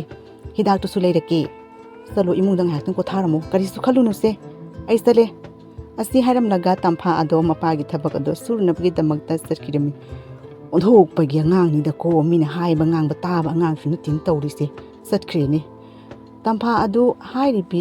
ahal oiribi hanubi adugi yumda mapagi thabak ado surnabigidamakta laklami. Ine thabakti loina suna loirame ngasi babado masa nungaite ne ayoina lae ado thabeng khang mapangidi loina aina ngambangi surame ado ine se asum kaino phamda satpaga ngamdrabo haisibo kanamta suleiti yumda kari sarage yuki hidak lang takadi sarabo o nang kainogi masanu pini haibro hidak pudi ayukta ibunghana pijarame yumda mi suleiti do hojikti karim sadrida isani pado office ki thabak thadoga laga pijaga dori bani ma lakpa ngai bata bani karam tawni isanu pipokta bani na aima adu iraga ayoina dum pijaramage kari saksara matung saga da hidaklo adu iraga ai sak la kaino thongbiramage aduga hidak tu sarodana hidak tu matam sana sadrabadi kadai dagi farani haige kai haibana sani pa aduna halaga pizani haiba loire he office ki tabak dai karam kanda halaga pizza ga dawri ba matam sana sadrabadi kadai dagi ine farani haige Tampha ai leise thongbiramage hoida kari su kaide da ihe ine dine kai su khande nangna bu tandrabadi sa sakhum ahaw bamtang lola pithamu ini ne sa thakning bana ibungo le di nganga dabani tumina ne loraga khara puroba hoi aine sakhum sanga gane ine gi sa ahaw ba phongphong sa mam su lolage aduga nang imungi sa khairi miyam su loishilamage aduga ne ine gi sak to thongaga ne hidak to pijaramage koine aidine asumna ne migi awabasi yengba ngamdeba awoibani ine khoi pabana ngangi bani ne haipat sayadana adubu karam tawni aidi migi awabasi uba ngamdeba ine na kanam taleitaba yumsiga matanda suk chawrba yumsiga leirisibu adusu masangamdaba kainu nasani padubu ine yengnabagi mi ama thambadi kai kaige masangamdaba misu mathanda thadoga mana office te hala hidak pizani adum tawra kadai de gyana bada farani haige farese ine ai salona pithamage ko hoi fare sa sakhum ahawbam tang ine da pithamu ko so sakhum dane kari lai leite su khangde tawriba ine na mi khwai dawna hawgatna satpa ngamdrabani ne phamda dum ta leirabani na karimta khangdren hi nangna koi thi dana ne sa do hawna lolom to pagya masa sunate akhoi de thabak suba ta de masa nu pini kari kaige chalo ine ne sa do awum thaga ne wari wata hek sana raga loire isa nu pisidi hoine phare du kai sa do lolu khike khoi paba phatri bhaudi kharani se ine gi yumda thabak suba lakani aduga ine gi ne saba thaku matam san hidak to aina matam san pizagani soidebna phagani ne matam san pizadabadunani phabangam jibado tamphai leini badi loina phagadori bani kaisu warunu ne phare dudi aine ine gi sa do hawno lorke ko ai gi ne ngang ba hawra lepta bisi as haina kana pati ne ngai ngai mo asni airam laga Tampha do salunu gi damakta sankhirami himai pima masin ne kari no ne thabak su phai ni dhokna bu nungsi kre mi su koi di ne tawrise machinda dong ngang thok pini ni ai di asigum base on thok nang si ja khare kaya tang hak tang mi kupsiga ana ba ka loina kawi ni tham ga lemna rabadi ai ana ba se pung pha gi ba da mali ni on dhokna su nungsi kre adu ma gi sakpham se kari no hoida sakna kari no gunna maruni asuk masin makhanu sibinu pisidi ontokna nu sikre da ko ngai hak le rabagi tungda Tampha aduna sa ahawba malonduna hairibi haloribi hanubi aduda pithaglami ine sakru thungamabani thabak su loina loislamnabani adu hidaku sarabani na ayamu yumda hanabagi tawrage yarabadi senpham do khatang piwine yumgi posai khara lekhige ine asumna hairibi Tampha aduna ahaloribi hanubi adugi mapa adugi phangbam thokpa senpham ado puraga Tampha ado mayumda hankhirami ngai hak leirabagi tungda ibung hal ado office tagi prap mama ado yengnabagi damakta laklami mama aduna nungai na tumduna leiba ado ubada hairiba ibung hal ado ngakladuna yengduna leirami ngasidi ima se ondokna nungai na tumam khreda ko hidak kasina kanana pijrami yano phare hawdok loroge ngai hak tang tumjarasano aisu wabana lori ngai hak tang potharu khige hawgalaga hangagi asni khalaga ibung hal ado rumda ngai hak tang potharu khige haiduna sankhirami paba aina nga sai dagi imungda sangamu harga phamna leramine magi ꯑꯩ ꯍꯦꯛ ꯎꯗ꯭ꯔꯕꯗꯤ ꯀꯔꯤꯒꯤꯅꯣ ꯄꯥꯕꯅ ꯑꯁꯨꯛ ꯁꯥꯊꯤꯅ ꯊꯋꯥꯏ ꯋꯥꯔꯤꯁꯤꯕꯣ? ꯑꯩꯅ ꯍꯥꯏꯔꯦꯗꯅ ꯏꯃꯨꯡꯗ ꯆꯪꯉ ꯐꯝꯃꯝꯃꯣ ꯍꯥꯏꯅ ꯅꯨꯡꯁꯥ ꯁꯥꯈ꯭ꯔꯁꯦ ꯐꯝꯅ ꯂꯩꯔꯝꯃꯤꯁꯦ ꯌꯦꯡꯉꯨ ꯉꯁꯥꯏ ꯑꯩꯅ ꯆꯠꯈꯤꯕꯗꯨꯒꯤ ꯐꯝꯕꯗꯨꯒ ꯍꯧꯖꯤꯛꯐꯥꯎ ꯐꯝꯃꯝꯒꯅꯤꯅꯦ ꯑꯩꯅ ꯈꯟꯕꯗ ꯑꯣꯏꯔꯝꯒꯅꯤ ꯍꯥꯏꯕ ꯑꯩꯁꯦ ꯀꯌꯥꯒꯤ ꯃꯇꯤꯛ ꯊꯥꯖꯗꯦ ꯍꯥꯏꯕꯗ ꯍꯦ ꯉꯥꯏꯗ꯭ꯔꯕꯗꯤ ꯂꯩꯁꯥꯕꯤꯅꯕꯨ ꯃꯤꯒꯤ ꯃꯌꯨꯝꯗ ꯊꯕꯛ ꯁꯨꯕ ꯆꯠꯄ ꯍꯧꯅꯕ꯭ꯔꯣ ꯅꯪꯒꯤ ꯃꯤ ꯀꯣꯏꯗ꯭ꯔꯤꯃꯦ ꯍꯥꯏꯅ ꯃꯤꯒꯤ ꯃꯌꯨꯝ ꯏꯅꯥꯛ ꯀꯩꯔꯥꯛ ꯈꯨꯟꯕꯗꯨꯒꯁꯨ ꯌꯨꯝꯗ ꯄꯪꯇꯧ ꯇꯧꯕꯗꯣ ꯇꯧꯔꯝꯒꯅꯤꯅꯦ ꯉꯥꯡꯕꯅꯦ ꯁꯛꯄꯅꯦ ꯁꯨꯕꯅꯦ ꯇꯧꯕ ꯇꯧꯗ꯭ꯔꯣ ꯑꯩꯅ ꯆꯠꯈꯤꯅꯣꯏꯅ ꯍꯥꯏꯅ ꯀꯔꯤꯒꯤꯅꯣ ꯅꯪꯅ ꯆꯠꯂꯤꯕꯗꯨꯕꯣ ꯇꯟꯈ꯭ꯔꯦꯗꯀꯣ ꯇꯝꯐꯥ ꯅꯪꯁꯦ ꯂꯩꯁꯥꯕꯤꯅꯤꯅꯦ ꯈꯔ ꯏꯀꯥꯏ ꯍꯪꯒꯣꯏꯅ ꯆꯠꯄ ꯇꯝꯃꯣꯏꯅ ꯑꯩꯅ ꯍꯟꯅ ꯍꯥꯏꯔꯃꯇꯗ ꯀꯩꯅꯣ ꯂꯩꯁꯥꯕꯤꯅꯦꯅ ꯏꯀꯥꯏ ꯍꯪꯒꯣꯏ ꯆꯠꯂꯣꯏꯅ ꯀꯔꯤ ꯇꯧꯔꯒꯦ ꯑꯩꯅ ꯀꯔꯤ ꯐꯠꯇꯕ ꯇꯧꯔꯒꯦ ꯃꯤꯒꯤ ꯃꯌꯨꯝꯗ ꯆꯠꯂꯒ ꯄꯥꯕꯅ ꯁꯨꯒꯗ ꯊꯕꯛꯇꯣ ꯗꯣꯡ ꯗꯣꯡ ꯁꯨꯗꯣꯛꯑꯝꯃꯦ ꯑꯗꯨꯒꯒꯤ ꯍꯅꯨꯕꯤꯗꯣ ꯅꯨꯡꯉꯥꯏꯇꯦ ꯑꯩꯅ ꯆꯥ ꯆꯥꯛꯈꯨꯝ ꯂꯣꯜꯂ ꯄꯤꯊꯛꯑꯝꯃꯦ ꯆꯥꯛ ꯊꯣꯡꯗꯣꯛꯑꯝꯃꯦ ꯍꯤꯗꯥꯛꯇꯣ ꯃꯇꯝ ꯆꯥꯅ ꯄꯤꯖꯕꯤꯔꯝꯃꯦ ꯁꯤꯒꯒꯤ ꯍꯦꯟꯅ ꯀꯔꯤ ꯊꯕꯛꯅꯣ ꯑꯩꯅ ꯇꯧꯗꯣꯏꯁꯤꯕꯣ ꯃꯤꯒꯤ ꯃꯇꯦꯡ ꯄꯥꯡꯕꯁꯤꯗꯤ ꯌꯥꯝꯅ ꯐꯩ ꯍꯥꯏꯗꯥꯏꯅꯦ ꯄꯥꯕ ꯏꯃꯥꯅꯁꯨ ꯍꯥꯟꯅ ꯄꯤꯛꯏꯉꯩꯗ ꯍꯥꯏꯗꯨꯗꯤ ꯃꯤꯒꯤ ꯃꯇꯦꯡ ꯄꯥꯡꯒꯗꯕꯅꯤ ꯍꯥꯏꯗꯅ ꯑꯗꯨꯅꯤ ꯀꯩꯅꯣ ꯑꯩꯅ ꯇꯧꯔꯤꯕꯁꯤꯕꯣ ꯁꯤꯒꯕꯨ ꯀꯔꯤ ꯉꯥꯡꯅꯤꯡꯉꯥꯏ ꯂꯩꯒꯦ ꯍꯥꯏꯕ ꯑꯁꯦ ꯂꯩꯁꯥꯕꯤꯅ ꯁꯨꯕ ꯌꯥꯗꯕ ꯊꯕꯛꯂꯣ ꯀꯔꯤꯅꯣ ꯑꯩꯈꯣꯏ ꯄꯥꯕꯁꯦ ꯈꯪꯗꯦꯕꯨ ꯍꯦ ꯑꯉꯥꯎꯕꯤ ꯂꯩꯁꯥꯕꯤ ꯅꯪꯅ ꯀꯔꯤꯁꯨ ꯈꯪꯅꯗꯕ ꯅꯣꯡ ꯈꯛꯇꯪ ꯆꯠꯂꯨꯕ ꯌꯨꯝꯗꯨꯒ ꯅꯪꯅ ꯆꯥꯛꯀ ꯊꯣꯡꯗꯣꯛꯑꯝꯃꯦ ꯋꯥꯏꯒ ꯁꯤꯠꯆꯜꯂꯝꯃꯦ ꯃꯤꯅ ꯀꯔꯤ ꯈꯟꯈꯤꯅꯤ ꯀꯔꯤ ꯑꯉꯥꯡꯅꯣ ꯈꯪꯗꯦꯅꯦꯍꯦ खर इकाई हंगोइना चटप तमोइना हाइरे सुरबसु मपानगे थबक अइना सुबदु सुदंग हेंदोक्तना नंगना मीगी मयुमदुगा चाखुंग संगदना मीना हंगोइनिसु खंगदे इना करा दुक खलब खुल्लब इमुंगदुगा अइबु कैदौरगे होय सक्से खरा थी अदो इनेदैना हंगबनी मानने मचिन थोंना सा सखोमतंग पिथमु हाइबदुगा अइना फोंग फोंग साना हावना लोला पिथमबै वानी कया हरावना मी नुंगाइना तुमना लेहौरे हिदाका पिजन थममे अइना खोय पाबसि मपंगांगदे nganganana मीदुना करीमता हे खंदे क्या लुना तौरे इंगोंदा माना हारिबा खरेन तंगा थबक सुबला उवे पाबा नंग फर असुमना तंफा अदुना हप्ता अमा अनि युम मदुदा चतुना थबक सुरबगी तुंगदा अहल ओइरबी हनुबी अदो मतम साना हिदाक पिजबदगी अहल ओइरबी हनुबी अदो मखोंना लेपा ngamkhirami इबुंगहल इमांगसि वा मा हाइगे नंगोंदा कुइरबनी खनबा तंफा से अइदिने अखोय युमगी मौ ओइनिंगखरेबो नंबु करी खल्लिगेनी येंगु मागी मपानदगी ngasi चटपा ngamद्रबा इमासे खोंगना लेपिबनिने पुनमक्से तंफागी महैनी तंफाबु युमगी मौइन लौसिलसि इमाना ngasi बो हाइबो वादा अइना तौरोय हाइख्रबो इमाना इबो इ मतुमदगी साउनबो योगलगा करीगी इमाना हाइबा इलोइदबनो इमाना हाइबा खुदिमक्ता अइ लोइना याय तंफादो युमगी मौ हेनगी हाइबा नत्रो होय मामादा हाइनरगा तंफादो युमगी मौ ओइनबगी थौरांग तौसिमा मदुगा करिसु अयेप्पा लेते अइ इमागी नुंगाइबा इमागी हराउबना अइ अपेनबनी अइना तौरि पुनमक्से इमागी दमक्तनी अदुनी अदु ओइरबदी अइ तादादुगा उनरुखिगेको तंफागी मससि तंफा यामना उनिंगी प्रबब ससि सदलस तादा ngasi aina तादागी युमदा लाइबसे अतै करीमगी नते तंफासे तंफागी मरमदा वारी खरा सानागेना लापनी तादा करी तौरगे तंफाना तौरमगनीने कोथोन चादबनीने मागिने मी कोइदि मेना पंगतौ तौबा युमदा तौबदो मीगी मयुम तौरमगनी तंफाना करी तौरमगनी इबेमहन इसानुपीदो कोथोन अमा चादबनीने कयारग हना ngangamसु अदुम इकाई खंगदे तौरिबा करी तौरबगे वारौनुको माना खंगदना तौरमसु अइ खंगदेदा खरी तौनी हाइगे तादगी वाखलदो सेरानरे अइना ngasi लाग्लिबसे तंफागी मपानदगिनी अइना लेपा ngamiबसे तादसु खंगिबनिदो क्या कुइना अइना फमदा तादुना लेरुबनी तंफागी महैदगी खोंगना थोंगना तादगी युमदा लाग्लिबसिनी तंफासे युमगी मौ इजरगी इबुंगहलगी मौ ओइना लुहोंगगा लौरगेना हाइनागेना तादगी युमदा लाग्लिबनी तादा याबिदबा यादेको अदो तंफादी कदाय कइनोनी बेमा नंगना ngangidubo कइनो संसारगी चटनबी हाइबमसु लैबनी लाइरबा एगी इसानुपीसिबु मतौ करमना इना कैरा खुल्लबा नंगी नसानी पासगा पीगदौरिबनो लेकाइसना करी हाइनखिनी नते अयाबा ngमोय इबुंगहलगी अतोप नुपी मा येंगो एगी इसानुपीजिदि मी ख्वाइगसु मानबा नते अदुमना हाइबिगनो लेकाइ ममांगसिगा ए हिंबा ngमोय लेकाइसना तारा करी हाइनखिनी बेमहन एबु वारौगनो इसानुपीदो युमदुगी मौ ओइयु वैना हाइबा ngमोयनी साउनु कोइबेमहन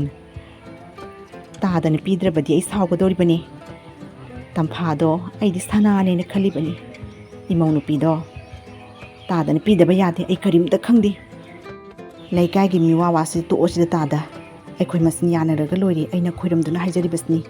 ꯇꯝꯐꯥꯗꯣ ꯏꯕꯨꯡꯍꯜꯒꯤ ꯃꯧ ꯑꯣꯏꯅ ꯑꯣꯏꯍꯟꯕꯗ ꯑꯌꯥꯕ ꯄꯤꯕꯤꯌꯨ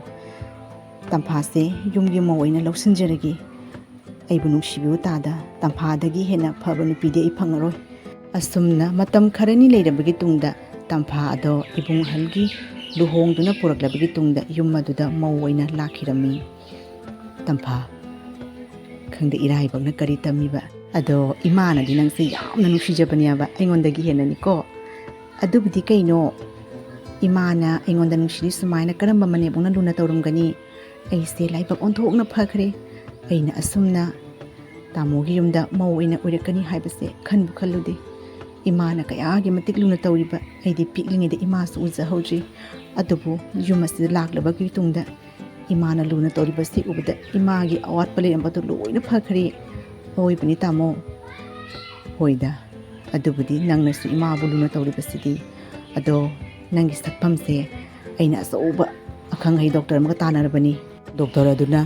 ꯄ꯭ꯂꯥꯁꯇꯤꯛ ꯁꯔꯖꯔꯤ ꯇꯧꯔꯕꯒꯤ ꯇꯨꯡꯗ ꯅꯪꯒꯤ ꯃꯥꯏꯊꯣꯡꯗ ꯇꯥꯔꯤꯕ ꯗꯥꯛ ꯃꯌꯥꯝꯗꯣ ꯂꯣꯏꯅ ꯐꯒꯅꯤ ꯍꯥꯏꯌꯦ ꯅꯪ ꯁꯣꯏꯗꯅ ꯐꯖꯔꯕ ꯁꯛꯇꯝ ꯑꯗꯣ ꯑꯣꯏꯒꯗꯧꯔꯤꯕꯅꯤ ꯌꯥꯝꯅ ꯌꯦꯡꯅꯤꯡꯕꯅꯕꯨ ꯂꯣꯏꯔꯦ ꯑꯗꯣ ꯃꯇꯝꯁꯨ ꯊꯦꯡꯈ꯭ꯔꯦ ꯍꯤꯞꯅꯕꯒꯤ ꯇꯧꯔꯁꯤꯔꯥ ꯃꯣꯏ ꯇꯥꯃꯣ ꯇꯥꯔꯕ꯭ꯔꯣ ꯏꯕꯨꯡꯍꯜꯗꯣ ꯑꯩꯈꯣꯏ ꯌꯨꯝ ꯊꯕꯛ ꯁꯨꯕ ꯃꯤꯅꯥꯏ ꯅꯤꯄꯥ ꯇꯥꯗꯗꯨꯒꯤ ꯃꯆꯥꯅꯨꯄꯤ ꯁꯛꯊꯤꯕꯤ ꯑꯃ ꯂꯩꯕꯗꯣ ꯑꯗꯨ ꯄꯨꯔꯒ ꯂꯥꯛꯑꯦꯅꯦ ꯇꯧꯔꯤꯁꯦ ꯌꯦꯡꯉꯨꯅꯦ ꯀꯩꯔꯣꯏ ꯂꯩꯀꯥꯏꯁꯤꯒ ꯑꯩꯈꯣꯏꯒꯤ ꯃꯥꯏ ꯊꯝꯐꯝ ꯂꯩꯇ꯭ꯔꯦꯕ ꯏꯀꯥꯏꯗ꯭ꯔꯥꯕ ꯀꯔꯤꯁꯨ ꯂꯩꯇꯕꯤ ꯄꯤꯇꯠ ꯄꯥꯇꯠꯄꯤ ꯁꯛꯊꯤꯕꯤꯗꯨꯕꯨ ꯑꯩꯒꯤ ꯏꯅꯥꯎꯅꯨꯄꯤꯅꯦꯅ ꯑꯩ ꯇꯤꯟꯅꯒꯗꯣꯔꯤꯕꯣ ꯀꯔꯤ ꯍꯥꯏꯕ ꯅꯪꯒꯤ ꯋꯥꯐꯝꯗꯨꯕꯨ ꯆꯨꯝꯃꯕ꯭ꯔꯣ ꯀꯔꯤꯅꯣ ꯃꯃꯥ ꯃꯆꯥꯗꯨ ꯃꯀꯣꯛ ꯐꯠꯇ꯭ꯔꯕꯣ ꯃꯇꯨ ꯂꯩꯇꯗꯧꯅ ꯑꯃꯁꯨꯡ ꯃꯃꯧ ꯅꯨꯄꯤ ꯂꯩꯇꯗꯧꯅ ꯃꯤꯅꯥꯏ ꯅꯨꯄꯥꯗꯨꯒꯤ ꯁꯛꯊꯤꯕꯤꯗꯨꯕꯨ ꯌꯨꯝ ꯑꯗꯨꯒꯤ ꯃꯧ ꯑꯣꯏꯅ ꯄꯨꯔꯛꯑꯦ ꯑꯗꯨꯕꯨ ꯉꯥꯎꯔꯕ꯭ꯔꯥ ꯀꯩꯅꯣ ꯃꯃꯥ ꯃꯆꯥꯗꯣ ꯏꯃꯥꯅ ꯇꯧꯕꯤꯔꯤꯁꯤꯕꯨ ꯀꯩꯅꯣ ꯂꯥꯏꯔꯕ ꯄꯤꯇꯠ ꯄꯥꯇꯠꯄ ꯃꯤꯅꯥꯏ ꯅꯨꯄꯥꯗꯨꯒꯤ ꯃꯆꯥꯅꯨꯄꯤ ꯁꯛꯊꯤꯕꯤꯗꯨ ꯅꯠꯇ꯭ꯔꯕꯗꯤ ꯌꯨꯝꯒꯤ ꯃꯧ ꯂꯩꯇ꯭ꯔꯕ꯭ꯔꯥꯕ ꯃꯧ ꯃꯌꯥꯝ ꯑꯃ ꯂꯩ ꯑꯩꯉꯣꯟꯗ ꯍꯥꯏꯔꯧ ꯀꯩꯅꯣ ꯑꯗꯨꯕꯨ ꯃꯧ ꯂꯩꯇꯗꯧꯅ ꯀꯗꯥꯏꯗꯒꯤ ꯀꯔꯤ ꯈꯜꯂꯒ ꯌꯨꯝ ꯑꯗꯨꯕꯨ ꯃꯧ ꯑꯣꯏꯅ ꯄꯨꯁꯜꯂꯤꯕꯅꯣ ꯍꯥꯏꯕꯗꯣ ꯑꯩ ꯈꯟꯕꯨ ꯈꯟꯗꯦꯅꯦ ꯁꯅꯥꯖꯥꯎ ꯉꯁꯤ ꯉꯥꯡꯉꯤꯕ ꯋꯥꯍꯩꯗꯨꯅ ꯑꯔꯣꯏꯕ ꯑꯣꯏꯁꯤꯀꯣ ꯇꯝꯐꯥꯁꯦ ꯌꯨꯝ ꯑꯁꯤꯒꯤ ꯃꯧꯅꯤ ꯏꯕꯨꯡꯍꯟꯅ ꯂꯧꯗꯨꯅ ꯄꯨꯔꯛꯄ ꯀꯣ ꯑꯗꯣ ꯏꯃꯥꯗꯤ ꯃꯥꯕꯨ ꯁꯅꯥꯅꯦꯅ ꯈꯜꯂꯤꯕꯅꯤꯅꯦ ꯂꯥꯏꯔꯕ ꯏꯅꯥꯈꯨꯟꯕ ꯀꯔꯤꯁꯨ ꯂꯩꯇꯦ ꯃꯤ ꯐꯔꯒ ꯂꯣꯏꯔꯦ ꯁꯛꯅ ꯃꯔꯨ ꯅꯠꯇꯦ ꯏꯃꯥꯗꯤ ꯃꯃꯣꯟ ꯇꯤꯡꯕꯒꯤ ꯃꯊꯧꯅꯤ ꯇꯝꯐꯥꯗꯨꯒꯤ ꯉꯁꯤ ꯃꯍꯩꯗꯒꯤꯅꯤ ꯏꯃꯥꯅ ꯁꯨ ꯀꯨꯏꯅ ꯆꯠꯄ ꯉꯝꯗꯕꯁꯦ ꯉꯝꯃꯤꯕꯁꯦ ꯅꯪꯅ ꯀꯔꯤꯒꯨꯝꯕ ꯇꯝꯐꯥꯒꯤ ꯃꯔꯝꯗ ꯑꯗꯨꯝꯅ ꯉꯥꯡꯉꯕꯗꯤ ꯏꯕꯨꯡꯉꯣ ꯅꯪꯒꯤ ꯐꯪꯐꯝ ꯊꯣꯛꯄ ꯂꯝꯒ ꯑꯃꯇ ꯄꯤꯔꯣꯏꯍꯦ ꯍꯧꯖꯤꯛ ꯐꯥꯎꯁꯨ ꯏꯃꯥꯒꯤ ꯃꯈꯨꯠꯇ ꯆꯦ ꯆꯥꯡ ꯄ꯭ꯔꯣꯄꯔꯇꯤ ꯃꯃꯤꯡ ꯂꯣꯏꯅ ꯂꯩꯔꯤꯕꯅꯤ ꯌꯦꯟꯊꯣꯛꯅꯗ꯭ꯔꯤ ꯑꯗꯨꯅꯅꯦ ꯋꯥ ꯑꯍꯦꯟꯕ ꯉꯥꯡꯒꯅꯨꯀꯣ ꯏꯃꯥꯅ ꯌꯥꯅꯤꯡꯗꯕ ꯊꯕꯛ ꯇꯧꯒꯅꯨ ꯃꯣꯏ ꯇꯥꯃꯣꯁꯤꯃꯅꯦ ꯈꯪꯕ ꯈꯪꯗꯕ꯭ꯔꯥ ꯀꯩꯅꯣ ꯉꯥꯡꯉꯤꯗꯨꯕꯣ ꯑꯥꯗꯒꯤꯗꯤ ꯃꯥꯅ ꯑꯣꯟꯊꯣꯛꯅ ꯍꯔꯥꯎꯈ꯭ꯔꯦ ꯏꯕꯨꯡꯍꯜꯒꯤ ꯃꯧ ꯑꯃ ꯄꯨꯔꯛꯑꯦ ꯀꯥꯏꯅ ꯃꯥꯅ ꯍꯔꯥꯎ ꯍꯔꯥꯎ ꯂꯥꯛꯑ ꯀꯩꯅೋ ꯁꯦꯂꯥ ꯋꯥ ꯑꯃ ꯉꯥꯡꯉꯤꯁꯤꯕꯣ ꯑꯩꯈꯣꯏꯅꯤꯅ ꯂꯥꯛꯂꯤꯕꯁꯦ ꯏꯕꯨꯡꯍꯜꯒꯤ ꯃꯧ ꯑꯗꯣ ꯂꯨꯍꯣꯡꯉꯦ ꯇꯥꯕꯗ ꯍꯔꯥꯎꯃꯟꯈꯤꯗꯅ ꯂꯥꯛꯏꯕꯅꯤ ꯏꯃꯥ ꯃꯁꯤꯅ ꯀꯔꯤꯅꯣ ꯉꯥꯡꯉꯤꯁꯤꯕꯣ ꯀꯩꯅꯣ ꯃꯁꯤ ꯉꯥꯡꯉꯤꯁꯤꯕꯨ ꯑꯥꯗꯅ ꯑꯃꯨꯛ ꯋꯥꯔꯤ ꯑꯃ ꯁꯤꯒꯅ ꯑꯃꯨꯛ ꯋꯥꯔꯤ ꯑꯃ ꯀꯔꯤ ꯑꯃꯨꯛ ꯈꯜꯂꯤꯖꯥꯠꯅꯣ ꯈꯪꯉꯔꯣꯏꯅ ꯈꯜꯂꯤꯔ ꯀꯔꯤꯅꯣ ꯊꯣꯛꯄꯅꯤꯗꯀꯣ ꯏꯆꯦꯝꯍꯟ ꯀꯩꯒꯤꯅꯣ ꯏꯆꯦꯝꯍꯟ ꯑꯩꯕꯨ ꯀꯧꯔꯤꯕꯗꯤ ꯑꯩꯁꯨ ꯆꯥꯛ ꯊꯣꯡꯉꯝꯃꯤꯕꯅꯤ ꯀꯔꯤ ꯂꯩꯔꯒꯦ ꯏꯆꯦꯝꯍꯟ ꯑꯁ ꯅꯪꯅ ꯑꯃ ꯅꯣꯡꯉꯥꯟꯕꯗꯤ ꯅꯨꯃꯤꯠ ꯇꯥꯕ ꯐꯥꯎꯕ ꯀꯩꯅꯣ ꯃꯤꯅꯥꯏꯗꯧꯅ ꯑꯗꯨꯝ ꯊꯕꯛꯁꯨ ꯂꯩ ꯈꯔꯁꯨ ꯀꯣꯝꯊꯣꯛꯄ ꯇꯝꯃꯣ ꯑꯩꯗꯧꯅ ꯑꯩꯅꯅꯦ ꯈꯨꯗꯣꯞ ꯑꯃ ꯁꯥꯔꯛꯄꯅꯤ ꯌꯦꯡꯍꯟꯒꯦ ꯇꯧꯕꯅꯤ ꯌꯦꯡꯉꯨꯅꯦ ꯐꯖꯕ꯭ꯔꯥ ꯗꯤꯖꯥꯏꯟꯁꯦ ꯑꯩꯅ ꯑꯗꯣ ꯀꯅꯥꯝꯇ ꯌꯦꯡꯍꯟꯗ꯭ꯔꯤ ꯅꯪꯉꯣꯟꯗ ꯍꯥꯟꯅ ꯌꯦꯡꯍꯟꯒꯦ ꯇꯧꯕꯅꯤ ꯐꯖꯗ꯭ꯔꯥ ꯌꯦꯡꯉꯨꯅꯦ ꯗꯤꯖꯥꯏꯟꯁꯦ ꯑꯩꯅꯅꯦ ꯀꯌꯥꯒꯤ ꯃꯇꯤꯛ ꯄꯥꯝꯅ ꯁꯥꯏ ꯄꯩꯁꯥꯒ ꯃꯌꯥꯝ ꯑꯃ ꯆꯪꯅ ꯁꯥꯔꯤꯕꯅꯤ ꯑꯗꯣ ꯅꯪꯒꯤꯗꯤ ꯀꯔꯤꯝꯇ ꯍꯣꯏꯅꯦ ꯂꯥꯏꯔꯕ ꯅꯪꯕꯨ ꯀꯔꯤ ꯍꯥꯄꯛꯇꯣꯏꯅꯣꯀꯣ ꯌꯦꯡꯉꯨꯅꯦ ꯈꯨꯗꯣꯞꯁꯦ ꯐꯖꯗ꯭ꯔꯥ ꯗꯤꯖꯥꯏꯟꯁꯦ ꯑꯩꯅꯅꯦ ꯄꯩꯁా ꯃꯌꯥꯝ ꯑꯃ ꯆꯪꯅ ꯁꯥꯔꯤꯕꯅꯤ ꯃꯣꯏ ꯇꯥꯆꯧꯗ ꯑꯗꯣ ꯅꯪꯒꯤꯗꯤ ꯏꯕꯨꯡꯍꯜꯅ ꯁꯅꯥꯒ ꯑꯝꯇ ꯁꯥꯕꯤꯗ꯭ꯔꯕ꯭ꯔꯣ ꯀꯩꯅꯣ ꯌꯨꯝꯒꯤ ꯃꯤꯅꯥꯏ ꯅꯨꯄꯤ ꯑꯣꯏꯅ ꯑꯗꯨꯝ ꯊꯝꯃꯕꯣ ꯍꯥꯏꯁꯤꯕꯣ ꯀꯩꯅꯣ ꯈꯔꯁꯨ ꯁꯤ ꯈꯣꯠꯇꯅ ꯇꯧ ꯃꯧꯅꯦꯗꯅ ꯁꯅꯥꯒꯗꯣ ꯌꯣꯝ ꯌꯣꯝ ꯑꯩꯈꯣꯏ ꯆꯧꯅ ꯐꯖꯗ꯭ꯔꯣꯁꯦ ꯂꯩꯕꯨꯗꯤ ꯂꯩꯗ ꯑꯩꯅ ꯄꯥꯝꯃꯨꯅ ꯁꯤꯗꯕꯅꯤ ꯏꯆꯦꯝꯍꯟ ꯑꯩꯅꯦ ꯆꯥꯛꯈꯨꯝꯗ ꯉꯥꯛꯇꯪ ꯆꯪꯉꯨꯈꯤꯒꯦ ꯏꯟꯁꯥꯡꯗꯣ ꯃꯩꯊꯛꯇ ꯊꯥꯡꯒꯠꯇꯨꯅ ꯊꯝꯃꯝꯃꯤꯕꯅꯤ ꯂꯣꯏꯅ ꯀꯥꯔꯝ ꯇꯥꯔꯦꯀꯣ ꯏꯆꯦꯝꯍꯟ ꯀꯣꯟꯅ ꯑꯃꯨꯛ ꯋꯥꯔꯤ ꯁꯥꯟꯅꯔꯁꯤ ꯑꯁꯤ ꯍꯥꯏꯔꯝꯂꯒ ꯇꯝꯐꯥꯗꯣ ꯆꯥꯛꯈꯨꯝꯗ ꯆꯪꯈꯤꯔꯝꯃꯤ ꯌꯥꯝꯅ ꯍꯩꯁꯤꯡꯕꯤ ꯁꯥꯔꯅ ꯑꯩꯅ ꯇꯧꯔꯤꯕ ꯂꯧꯁꯤꯡꯁꯦ ꯃꯥꯗꯤ ꯈꯪꯄꯗꯤ ꯈꯪꯒꯅꯤ ꯃꯥ Ngaihak leirabagi tungda haribi mau ahan aduna karisu mara lejadrabi Tampha aduda sanagi khudop ado mana hurale haiduna masin thiba oidaba ngangduna mama adugi mamangda Tampha ado huranbi tahalami. Tamphana mana huranba nati haiduna hairami adubu haribi mau ahan aduna masin thiba launam tawduna Tampha ado sanagi khudop ado hurale haiduna namduna mama adugi mamangda huranbi tahalami. Nasindo thino nang ngaihak tang sige na pukiba natro aduga sanado nang huranba natro masin thibi lairabi pitat patatbi istemhan chumchumda ngango ai ngasi wa migi pose adumna huranjri kari huran gadori bano awai bani mama ado kari su khumdana tuminna ungduna lairami.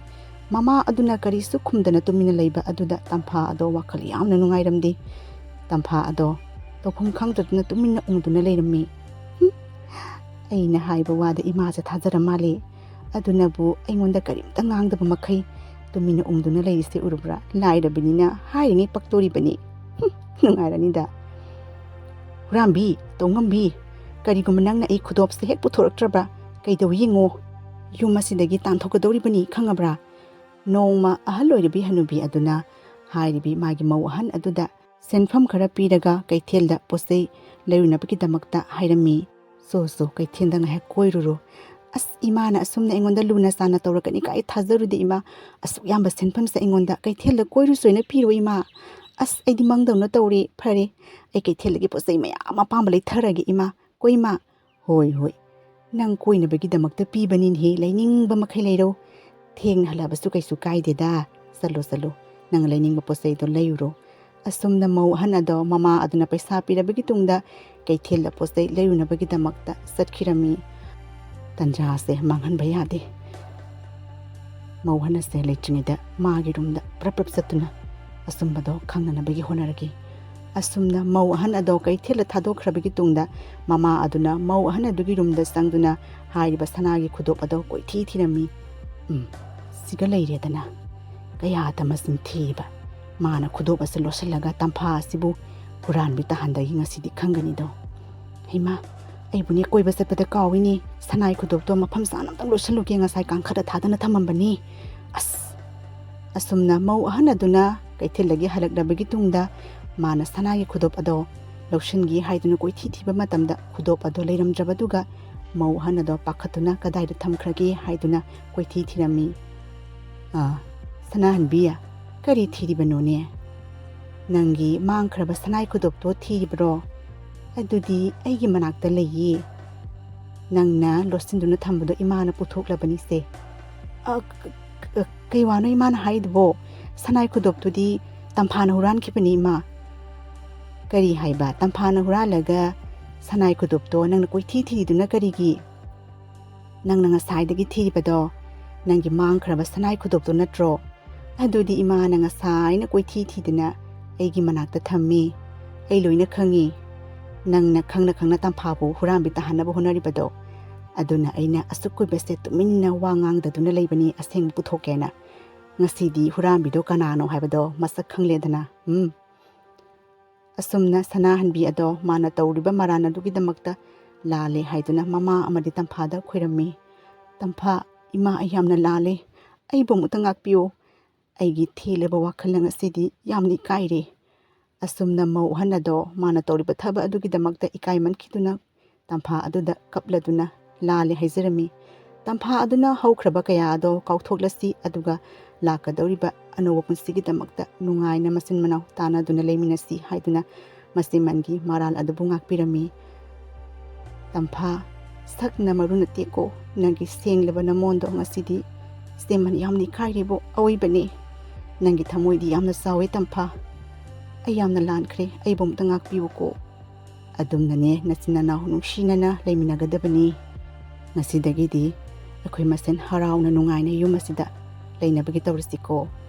Asumna nungairaba cartoon gi wari ase matang aslo shinjari.